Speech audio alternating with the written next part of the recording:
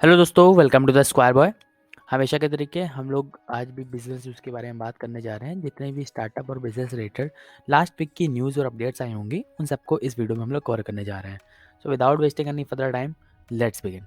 सबसे पहली न्यूज़ है, अडानी ग्रुप ने इसराइल के हाइफा पोर्ट को 1.15 बिलियन डॉलर में परचेज कर लिया हुआ है। इसराइल ग्रुप काफ़ी टाइम से ऐसा सर्च कर रहा था कि कोई ऐसा ग्रुप मिल जाए जो इनको ख़रीद ले, इस पोर्ट को, और जितनी भी कॉस्ट आती थी लोडिंग की और अनलोडिंग की, उन सारी कॉस्ट को कम कर दिया जाएगा। इसी के साथ साथ और जो मेंटेनेंस के कॉस्ट चार्जेस आते थे, जिसको मेंटेन करने के लिए इसराइल का काफ़ी अमाउंट खर्चा हो जाता था, वो सारी चीज़ें मैनेज हो जाए। इस वजह से ये सारा अडानी ग्रुप को ये चीज़ें बेच दी गई हैं।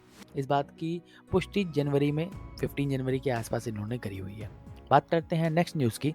तो नेक्स्ट न्यूज़ है, इंडिया इकोनॉमी अब 6.6% से ग्रो करेगी, ऐसा वर्ल्ड बैंक ने बताया हुआ है कि फाइनेंशियल ईयर 24 में 2024 में फाइनेंशियल के 6.6% से इंडियन की इकोनॉमी ग्रो करेगी।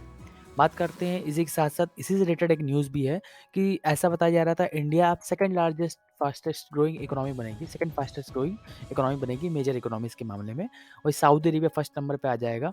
इसका मेजर रीज़न ये बताया जा रहा था कि सऊदी अरेबिया का जो नियॉन प्रोजेक्ट है, उसकी वजह से, प्लस एनर्जी के जो प्राइसेस बढ़े हुए हैं उसकी वजह से, इन दोनों रीज़न की वजह से सऊदी अरेबिया की काफ़ी ज़्यादा प्रॉफिट बढ़ गया था, और इसी के साथ साथ इनकी इकोनॉमी जो काफ़ी तेज़ी से बढ़ी है इस साल। तो हो सकता है फाइनेंशियल ईयर 24 में ये सऊदी अरेबिया ओवरटेक कर ले, सॉरी फाइनेंशियल ईयर 23 में इस साल सऊदी अरेबिया ओवरटेक कर ले और फास्टेस्ट ग्रोइंग इकोनॉमी का टैग भारत से लेकर के अपने पास ले ले। और नेक्स्ट ईयर हो सकता है वापस अगर ऑयल प्राइसेस डाउन जाते हैं तो सऊदी अरेबिया डाउन जाएगा और इंडिया वापस मेजर इकोनॉमीज के मामले में फास्टेस्ट ग्रोइंग इकोनॉमी वापस बन जाएगा। ये पूरी बात बताई जा रही थी। पहले पिछले साल की बात करें तो फाइनेंशियल ईयर 22 में 23 में 6.9% की पहले से आशा जताई जा रही थी, और 6.6% से अब फाइनेंशियल ईयर 24 में ग्रो करेगा, ऐसा वर्ल्ड बैंक ने प्रेडिक्ट किया हुआ था, जैसे कि आप लोगों को बताया मैंने। बात करते हैं हम नेक्स्ट न्यूज़ की। तो नेक्स्ट न्यूज़ एप्पल के सीईओ टिम कुक के बारे में है। वो उन्होंने बताया हुआ कि 40% पे कर लेंगे 2023 की सैलरी में। ऐसा इस वजह से कि किसी और ने नहीं बोला है इनको।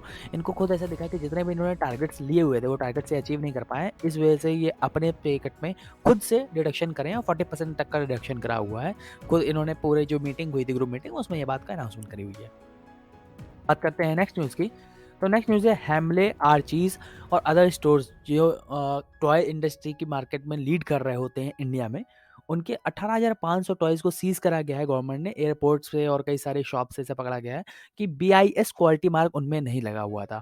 इससे क्या होता है कि जितने भी बच्चे जो खिलौने खेल रहे होते हैं, उन सब में गवर्नमेंट ने ऐसा रूल्स लाए हुए हैं कि अब बीआईएस मार्क लगा होना चाहिए, तभी बच्चे कोई उस खिलौने को ले पाएँगे क्वालिटी को कंट्रोल करने के लिए।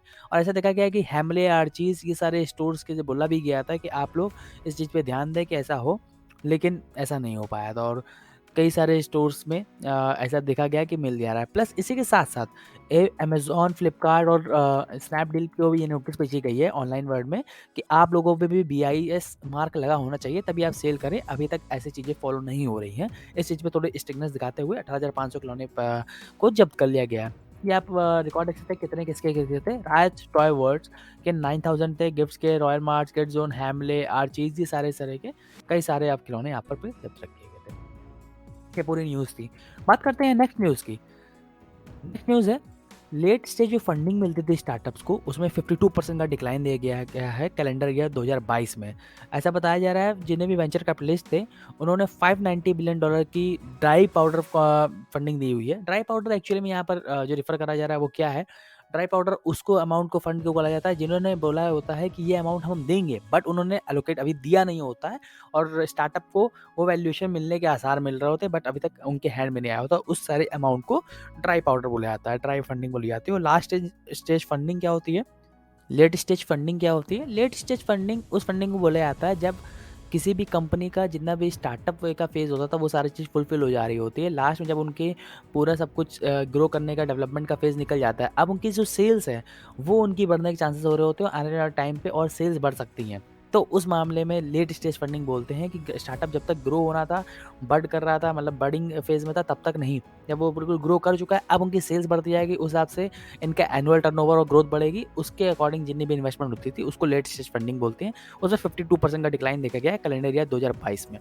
बात करते हैं नेक्स्ट न्यूज़ की, तो इंडियन गोल्ड के बारे में वो न्यूज़ है। इंडियन गोल्ड का जो प्राइस है वो ऑल टाइम हाई को इस समय टच कर चुका है और ऐसा देखा गया है कि पिछले कई सालों का रिकॉर्ड को तोड़ करके 58,790 रुपीज़ का 10 ग्राम गोल्ड है, जिसको आप 1 तौला भी बोल रहे होते हैं। ये प्राइस अभी इस समय चल रहा है गोल्ड का। इसी के साथ नेक्स्ट न्यूज़ पे मूव करते हैं। नेक्स्ट न्यूज़ है, इंडियन अमेरिकन्स अब 1% जितनी भी यूएस पॉपुलेशन की होते हैं उनमें आते हैं, बट 6% टैक्सेस को पे कर रहे होते हैं। इसका मतलब जितनी भी आबादी यूएस की है उसमें केवल 1%, 100 व्यक्ति में केवल 1 व्यक्ति इंडियन है, लेकिन जो 100 लोग कमाते हैं वो जितनी कमाई होती है, 100 रुपये कमाई होती है, तो उसका 6 रुपये केवल इंडियन अमेरिकन पे कर रहा होता है। इससे आपको एक नज़र ये भी बन रही होती है कि क्या इंडियन अमेरिकन्स जो यूएसए में है इस समय, उनकी जितनी भी पोस्ट है, हाई पेइंग पोस्ट है, हाई प्रोफाइल पोस्ट है, वो काफ़ी अच्छे अमाउंट में वो लोग अर्निंग कर रहे होते हैं। लोग क्वालिटी वेजेस पे काम नहीं कर रहे होते हैं, ऐसा भी प्रेडिक्ट किया जा रहा है और इंडियंस लीड कर रहे हैं। ऐसा आप जितने भी टेक जायंट्स, एमएनसीज़ है, काफ़ी बड़े-बड़े जितने भी फर्म्स हैं, उन सब में देखेंगे तो लीडिंग जो भी सीईओ हैं या फिर बड़ी पोस्ट पे लोग बैठे होते हैं, जनरली इंडियन अमेरिकन्स ही पाए जा रहे होते हैं। तो ये पूरी न्यूज़ आई थी। बात करते हैं नेक्स्ट न्यूज़ की, तो नेक्स्ट न्यूज़ है, वियाकॉम 18 ने वुमेन के आईपीएल राइट को खरीद लिया हुआ है। आने वाले 5 सालों के लिए 2023 से 2027 तक 951 करोड़ रुपए की फंडिंग हुई थी और इसके बाद आईपीएल जो मेंस का होता था उसके लिए तो डिज्नी प्लस हॉटस्टार, वियाकॉम 18 जो कि रिलायंस ग्रुप की एक सब्सिडरी है और टाइम्स इंडिया जो कि टाइम्स ऑफ इंडिया का एक ग्रुप है, उन्होंने आने वाले 5 साल के लिए लिया गया था। तो इसकी प्राइस जो लिया गया था वो 48,390 करोड़ रुपए का इन्होंने टोटल रेवेन्यू का ऐसा बताया गया था इन्हें मिलेगा और काफ़ी बड़ा अमाउंट इन्होंने इन्वेस्ट किया था। वही चीज़ जब फीमेल के लिए बात करें तो फीमेल स्टार्टअप के लिए केवल फीमेल आईपीएल के लिए जितने भी वुमेन्स आईपीएल हैं उनके लिए केवल वियाकॉम 18 ने ही ये चीज़ के लिए अप्लाई किया हुआ था। वियाकॉम 18 का इसका मिला, सॉरी अप्लाई कई लोगों ने किया था, वियाकॉम 18 का इसके राइट्स मिले हुए हैं। और ये अमाउंट 951 करोड़ का हुआ है, जिसके हिसाब से हर एक मैच 7 करोड़ रुपए की वैल्यू को होल्ड करता है। आने वाले 5 साल तक के लिए ये प्रोजेक्ट इनके पास आ गया है, सॉरी ये कॉन्ट्रैक्ट इनके पास आ गया है। बात करते हैं नेक्स्ट न्यूज़ की, तो नेक्स्ट न्यूज़ है, पीयूष गोयल ने मार्क पोर्टल को स्टार्टअप मेंटरशिप के लिए लॉन्च करा हुआ है। ये लॉन्च अभी 15 या 16 जनवरी को हुआ था और ये काफ़ी ज़्यादा हेल्पफुल साबित होने वाली बात आ रही है और ये आप देख सकते हैं कि फंक्शंस क्या होंगे मार्क प्रोग्राम के। मार्क प्रोग्राम का अगर आप नाम से ही पढ़ रहे होंगे तो उसमें बताया जा रहा था कि मेंटरशिप और advisory, assistance, resilience and growth, इसी सब को अब एक्रोनिम करते हुए मार्क नाम इनका रखा गया है। इसमें ऑल्टर एआई की मदद से आपको राइट मेंटर्स दिए जाएँगे। वो राइट मेंटर्स आपको राइट गाइडेंस दे करके सही डायरेक्शन में आपके स्टार्टअप को फॉरवर्ड करेंगे और आने वाले टाइम में जिससे आप सक्सेसफुली अपने स्टार्टअप को रन कर पाएँ और ग्रोथ पा पाएँ, इसके लिए ये करा गया है। ये अभी तक जितना मुझे चेक करा हुआ था तो स्टार्टअप फ़ेज़ में ही है, मतलब शुरुआती फ़ेज़ में ही है और कई सारे अच्छे-अच्छे लोग भी इस पे रजिस्टर्ड है। अगर आपका स्टार्टअप है, आपको गाइडेंस की नीड है तो ज़रूर रजिस्टर करें, इससे काफ़ी ज़्यादा हेल्प मिलने की भी आपकी संभावना है।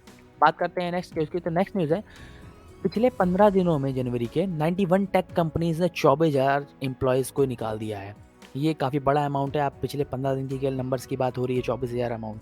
आपने कई सारी न्यूज़ सुनी होगी कि विप्रो ने निकाला, इन्फोसिस ने निकाला, माइक्रोसॉफ्ट ने निकाला, गूगल ने भी निकाला है, एप्पल ने भी निकाला है और सारी कंपनीज़ ने आप नाम सुनते जा रहे हैं, कई लोग उन्होंने काफ़ी सारा अमाउंट निकाला हुआ। उसके बावजूद इन 15 दिनों में जनवरी में 2023 की शुरुआत होते ही इतने लोगों ने निकाला, तो ये काफ़ी ज़्यादा बैड फेज़ को संकेत कर रहा होता है। आने वाले टाइम पे टाइम इतना ईज़ी नहीं होगा, ऐसा भी बातें समझ में आ रही, सिग्नल आ रहे हैं।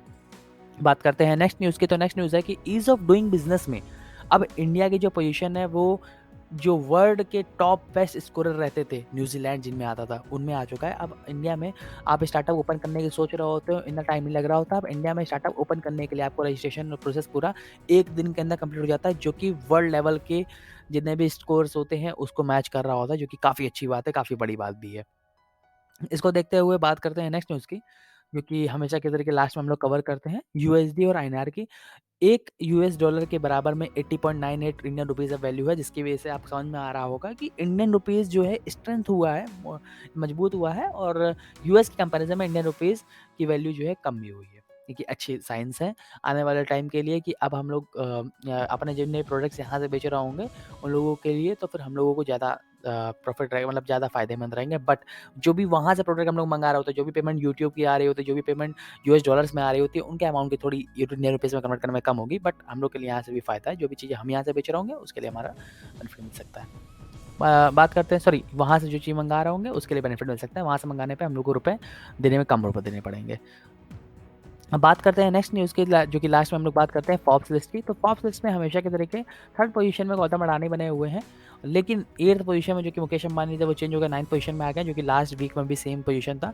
लैरी पेज की इस पिछले वीक में काफ़ी ज़्यादा नेटवर्थ बढ़ी है और गूगल के जितने भी फाउंडर्स थे उन दोनों की नेटवर्थ काफ़ी ज़्यादा बढ़ी हुई है। देख सकते हैं सर लैरी पेज और सर्जी ब्रिन की वर्थ बढ़ करके 81 और 85 बिलियन डॉलर की हो चुकी है और 9th पोजीशन में मुकेश अंबानी आते हैं। ये आज की बिज़नेस न्यूज़ थी और अगर आपको ऐसी न्यूज़ पसंद है तो प्लीज़ चैनल को सब्सक्राइब करें। मिलते हैं आपसे अगली वीडियो में, तब तक के लिए धन्यवाद। जय हिंद।